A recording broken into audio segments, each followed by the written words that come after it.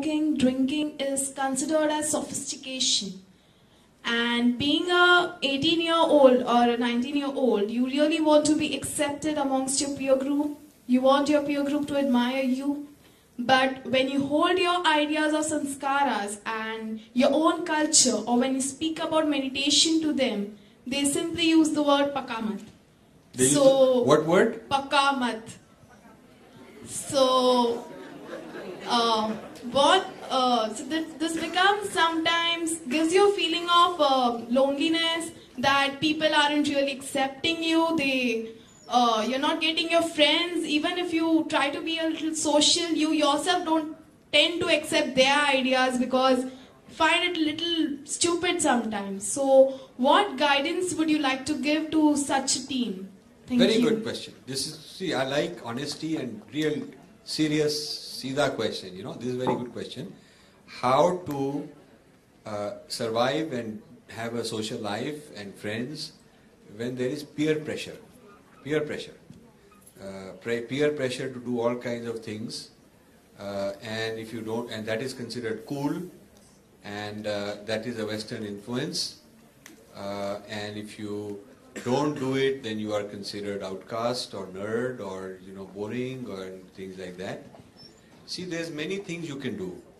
First is, I know people, young people, who through a system of meditation and a certain lifestyle have achieved such serious concentration, such ability to remember things, such calmness, such composure, that automatically others around them say, "Wow, this is a different person.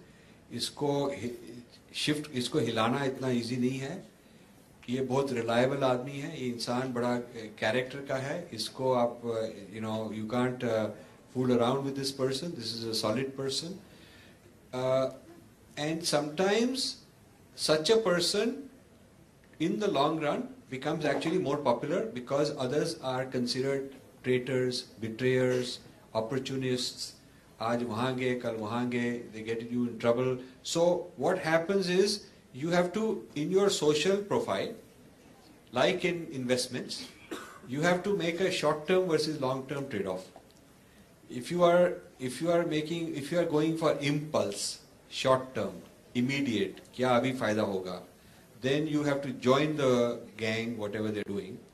But if you think longer term and say ki aaj se kuch saal baad, I may be in much better state because I've developed my consciousness, I've developed my mind, I've developed my career, I'm a stronger person.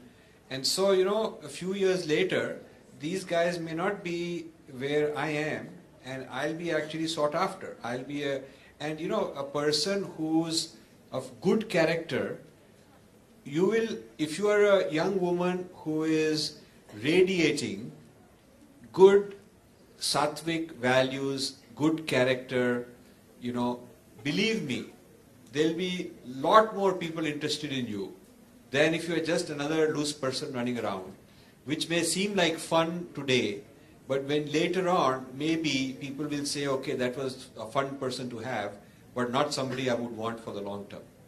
So you see, you have to understand short-term versus long-term trade-off. Because any human being, no matter how corrupted they are, deep inside they have a voice which longs for that purity. Even if they don't have it, they long for it in this other person. So if you are that other person, you are much more precious and sought after. Yeah. Whereas in a society where you are surrounded by the corrupt values, you become like them. Immediately you'll be popular for a while, but you're no different than anybody. You're just like one of many. Then instead of drinking 2 glasses, they're drinking 5, so you are drinking 6. And instead of going out till 3 o'clock, they're going out till 4, so you are also going out till 5. The point is that you are in a rat race which never ends. And you see, then you just become part of this bhed chal and this bandwagon. Whereas if you are sure and if you are rooted and you build your character and you build your career and you build your lifestyle, you will be far better than all these people a few years later. So when you are facing this kind of peer pressure, you must have the vichar, the strength. You must have, in your meditation, withdraw to a certain place and see, witness from that place what's going on inside you, outside you. And there is a certain meditation technique Raman Maharshi taught, vichar, which is, who am I, what is going on, witnessing, it's just witnessing what's happening. When you practice that, you will realize that actually this kind of a temptation at first will come and look very exciting and very strong, but you let it pass, it will go through. You will be left with a certain calm and a certain composure, which will become the envy of all these people. They'll say, how is this person so stolid, such a reliable friend, the kind of person we want to confide in, the kind of person who we would like to have as a friend. So you can become more special, I would say. You can become more special if you stick to your values. Yeah? Whereas if you give in, you're just one more person like them. So I think it's basically the self-discipline of short-term versus long-term, which is a trade-off that we all have to make. But I'm very glad you were conscious. See, the first breakthrough is what this young lady has already achieved. That is to become self-conscious that there is this thing going on. Most people are not even able to withdraw and witness and say, "Arey bhai, well, this is going on. Everybody is doing this. It sounds exciting. If I don't do it, they do this." So at least your analytical mind has started spinning, some question. That's very good. And you should cultivate friendships with people who will reinforce it. You should join a kind of a good satsang group of youth. There are many of them in every town. I know in Mumbai also. You should join where, you go eat once a week and you get nourishment. And you should have a sadhana or some kind of a practice every morning. And then it will help you not go with this bandwagon. I think you should study what happens to such people like the common ones you're talking about later in life. They end up on addiction, they end up in crime, they end up in broken families, they end up sacrificing quite a lot. And so all sorts of things have a karmic effect. At first it seems like good time, and they are not mature enough to realize that there are consequences, they'll pay the price a few years later. So if you are the mature kind, then you should constantly read what is the problems of these modern societies, like how many people in the United States, a very, very large percent are on psychiatric drugs. Very large percent. How many are in prison? Some 3-4 million people in prison. How many people are on drug rehabilitation?